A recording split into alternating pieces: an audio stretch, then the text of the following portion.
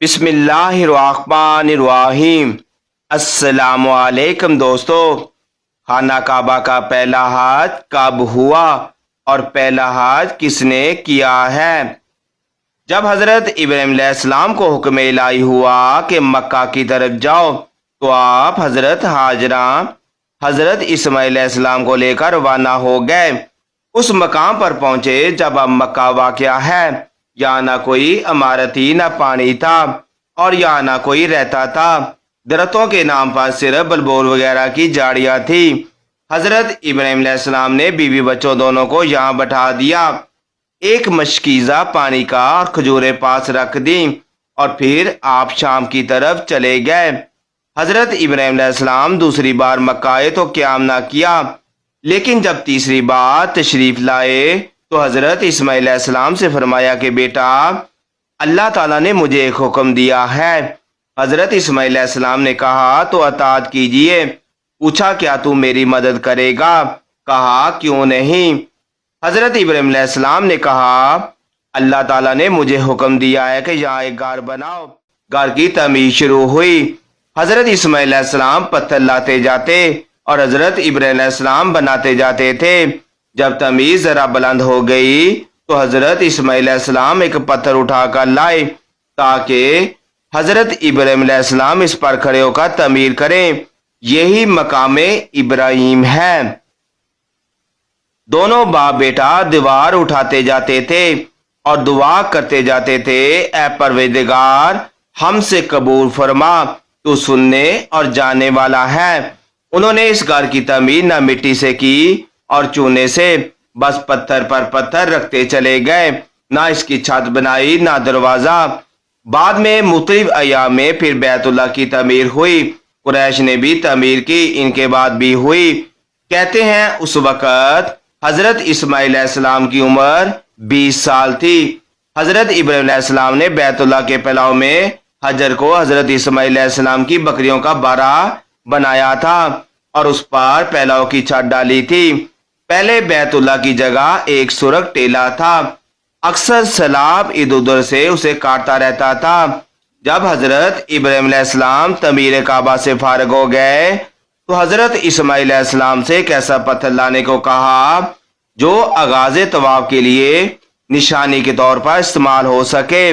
یہ پتھر حضرت جبرائیل علیہ السلام ابو قبیس کی پہاڑی سے لائے۔ حضرت ابراہیم علیہ السلام نے اس مقام پر رکھ دیا جہاں وہ اب قائم ہے۔ روایت ہے یہ بہت روشن تھا۔ حضرت جبرائیل علیہ السلام انہیں تمام مقامات دکھائے اور پھر اللہ کا حکم دیا کہ لوگوں کو حج کے لیے پکاریں۔ حضرت ابراہیم علیہ السلام نے کہا پروردگار میری آواز لوگوں تک کیسے پہنچ سکتی ہے؟ اللہ تعالیٰ نے فرمایا آپ پکاریں، ہم آپ کی پکار لوگوں تک پہنچا دیں گے۔ تفسیر جلین میں ہے کہ حضرت ابراہیم علیہ السلام نے ابو قبیس پہاڑی پر چڑھ کر پکارا، لوگوں اللہ تعالیٰ نے گھر بنایا ہے اور تم پر حج فرض کیا ہے، لہذا تم اپنے پروردگار کی آواز پر لبیک کہو۔ حضرت ابراہیم علیہ السلام نے شمال جنوب دائیں اور بائیں منہ کر آواز دی اور لوگوں نے لبیک کہا۔ طاہر الکروی جن کی کتاب عبدالصمد صاحب نے اردو میں منتقل کیا ہے، لکھتے ہیں کہ حضرت عباس رضی اللہ تعالیٰ کی روایت کے مطابق رسول اللہ صلی اللہ علیہ وسلم نے فرمایا ہے اللہ کے اس گھر پر دن رات میں اللہ کی 120 رحمتیں نازل ہوتی ہیں، 7 طواف کرنے والوں کے لیے، 40 نمازیوں کے لیے اور 20 اللہ کے گھر کو دیکھنے والوں کے لیے۔ حضرت حسان بن عطیہ فرماتے ہیں کہ ہم نے رسول اللہ صلی اللہ علیہ وسلم کے اس قول پر غور کیا، معلوم ہوا یہ سب رحمتیں در حقیقت طواف کرنے والوں کے لیے ہیں کہ وہ طواف کرتا ہے، نماز بھی پڑھتا ہے اور کعبے کی طرف دیکھتا بھی ہے۔ کسی نے کیا ہی اچھا کہا ہے، خانہ کعبہ میں طرح طرح کی فضیلتیں ہیں، گھر والا انہیں جانتا ہے۔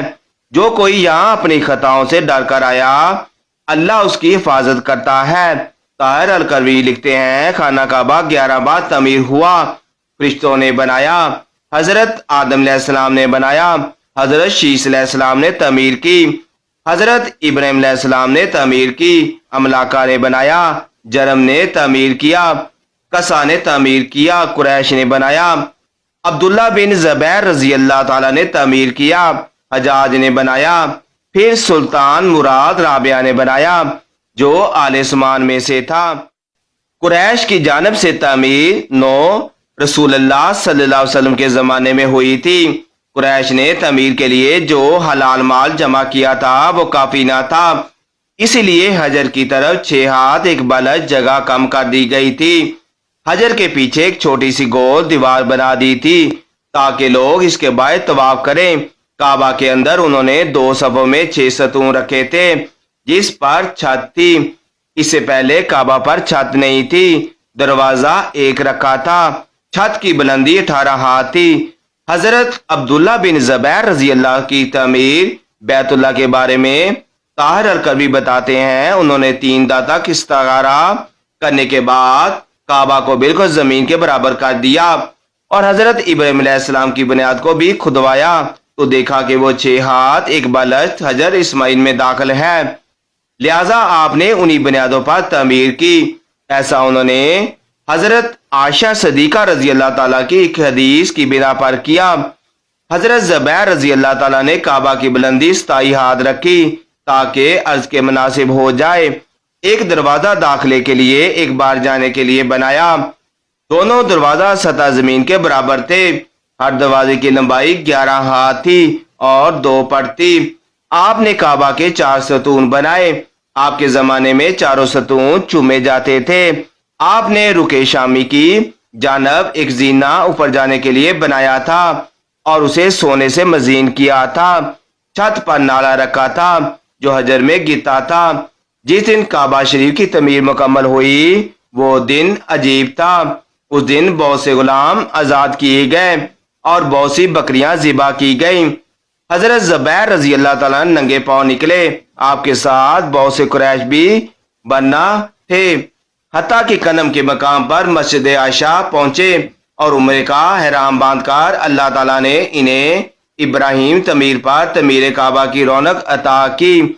ابن زبیر کی تعمیر کی وجہ یہ تھی، ایک شخص نے معاصرے کے زمانے میں مسجد حرام کے کسی خیمے میں آگ جلا دی، خیمے میں آگ لگ گئی جو بڑھتے بڑھتے کعبہ تک پہنچ گئی اور اس نے خلاف کعبہ رکن یمانی جلا ڈالا۔